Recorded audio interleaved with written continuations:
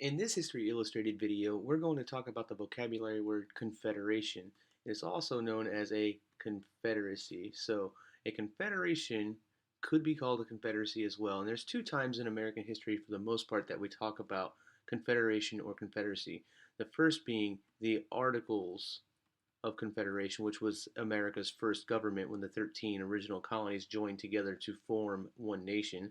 And the other time is the Confederacy that we speak of during the Civil War. So we have the southern states seceding and becoming their own nation called the Confederate States of America.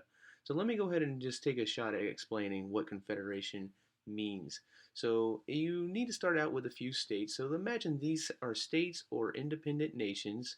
So sometimes nations and states, these two words are used interchangeably, which means they mean basically the same thing. It is a sovereign place. That means they control itself. That means I have my own power to create my own laws, and so do I, and so do these over here. They all have their own power to create their own rules and create their own government the way that they see fit. They are independent, is another word we can say. They are independent of one another. They do not rely on each other.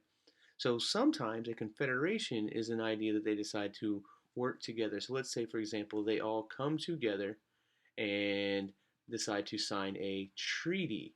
Let's write treaty over here. So they could sign a treaty saying that we will all join together. Now we're all still independent, but we all work together for a common cause like self-defense or something like that. They might want to work together to make sure they can protect themselves. So they can sign a treaty to agree to basically become a confederation, which is a country of independent states. They are all individual, but they are all joined together for a common cause.